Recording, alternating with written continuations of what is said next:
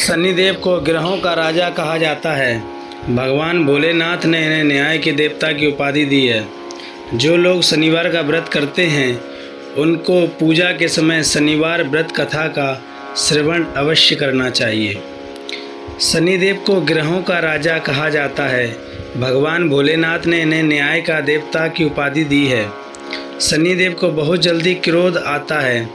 इसी क्रोध की वजह से पिता सूर्य से उनकी नाराज़गी बनी रहती है। इनके क्रोध से सभी बचने की कोशिश करते हैं, वरना व्यक्ति पर मुसीबतों का पहाड़ टूट पड़ता है। इसलिए इन्हें प्रसन्न करने के लिए शनिवार व्रत रखा जाता है। व्यक्ति शनि दोष से बचने और उन्हें शांत रखने के लिए अनेक उपाय करते हैं। शनि कृपा से व्यक्ति को सुख और वैभव की प्राप्ति होती है।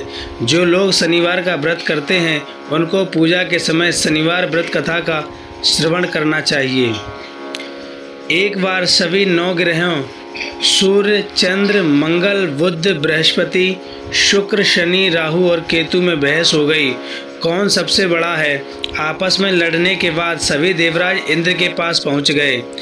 इंद्र असमंजस की स्थिति में निर्णय नहीं दे पाए, परंतु उन्होंने सभी ग्रहों को सुझाव दिया कि पृथ्वी पर राजा विक्रमादित्य ही इसका फैसला कर सकते हैं, क्योंकि वो बहुत ही न्यायप्रिय राजा हैं।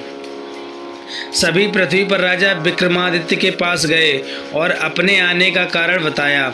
राजा उनकी समस्या को सुनकर बहुत परेशान हो गए। उनका चिंतित होना लाजमी था, क्योंकि जिसको भी किसी से छोटा बताया तो वही गुस्सा कर जाएगा। राजा के काफ़ी सोच विचार के बाद उन्हें एक उपाय सूझा। उन्होंने स्वर्ण, रजत, कांस्य, पीतल, सीसा, रांगा, जस्ता, अभ्रक और लोह से 9 सिंहासन का निर्माण करवाया। उन्हें उपयुक्त क्रम में रख दिया। सबसे निवेदन किया गया कि क्रम अनुसार सिंहासन पर आसन ग्रहण करें।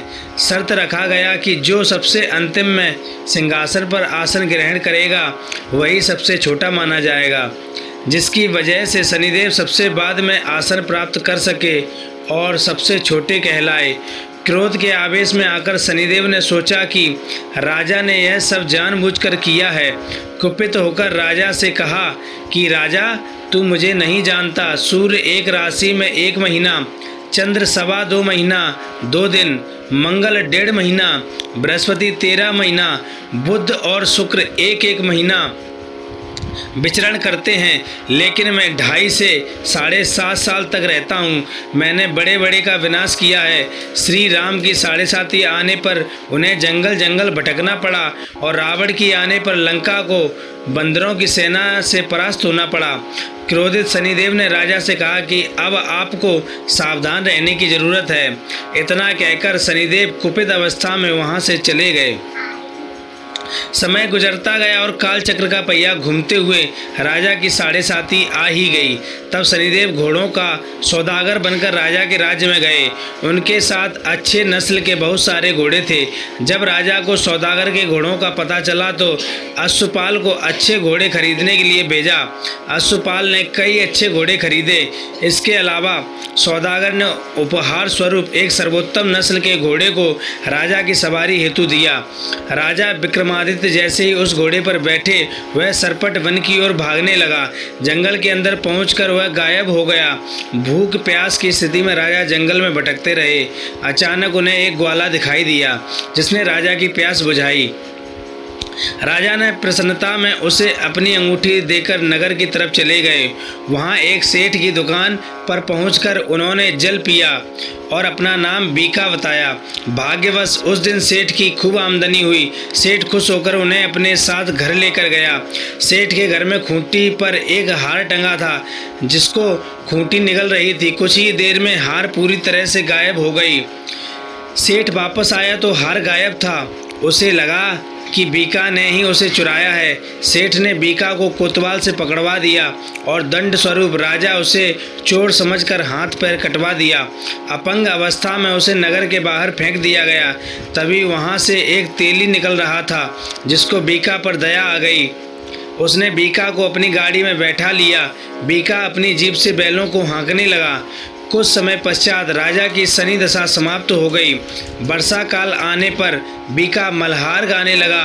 एक नगर की राजकुमारी मनभावनी ने मल्हार सुनकर मन ही मन प्रण कर लिया कि जो भी इस राग को गा रहा है वह उसी से ही विवाह करेगी।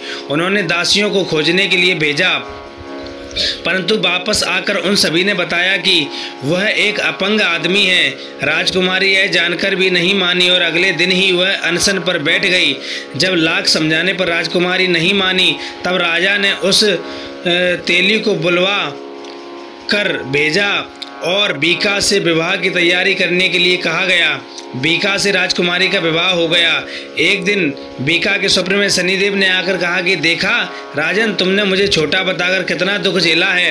राजा ने क्षमा मांगते हुए हाथ जोड़कर कहा कि हे शनिदेव, जैसा दुख मुझे दिया है किसी और को ऐसा दुख मत देना। शनिदेव इस विनती को मान गए और कहा कि मेरे व्रत और कथा से तुम्हारे सारे कष्ट दूर हो जाएंगे। जो भी नित्य मेरा ध्यान करेगा और चींटियों को आटा डालेगा उसकी सारी मनोकामना पूर्ण हो जाएगी। शनिदेव ने राजा को हाथ पैर भी वापस दिए। दूसरे दिन जब सुबह राजकुमारी की आंख खुली तो वह आश्चर्यचकित हो गई।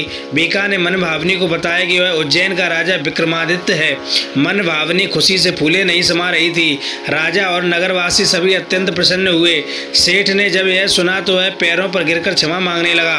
राजा ने कहा कि यह सब शनिदेव की कोप का प्रभाव था और इसमें किसी का कोई दोष नहीं है। सेठ ने निवेदन करते हुए कहा कि मुझे शांति तभी मिलेगी जब आप मेरे घर चलकर भोजन करेंगे। सेठ ने कई प्रकार के व्यंजनों से राजा का सत्कार किया। जब राजा भोजन कर रहे थे तभी जो खूंटी हार निकल गई थी वही अब उसे उगल रही थी। सेठ ने अनेक मोहरें देकर राजा का धन्यवाद किया और अपनी कन्या श्री कंवरी से पाड़ी ग्रहण कर निवेदन किया। राजा ने सहर्ष स्वीकार कर लिया। राजा अपनी दोनों रानियों मनभावनी और श्री कंवरी को लेकर उज्जैन नगरी लौट आए। सारे नगर में दीपमाला और खुशी मनाई। राजा ने घोषणा करते हुए कहा कि मैंने शनिदेव को सबसे छोटा बताया था लेकिन असल में वही सर्वोपरि हैं। तब से सारे राज्य में शनिदेव की पूजा और कथा नियमित होने लगी। सारी प्रजा के बीच खुशी और आनंद का वातावरण बन गया। शनिदेव को व्रत की कथा को जो भी सुनता था पढ़ता था उसके सारे दुख दूर हो जाते थे और कलयुग में भी जो भी शनिदेव की कथा सुनता है, श्रवण करता है, व्रत करता है, उनके सारे दुख दूर हो जाते हैं। बोलिए शनिदेव भगवान की जय।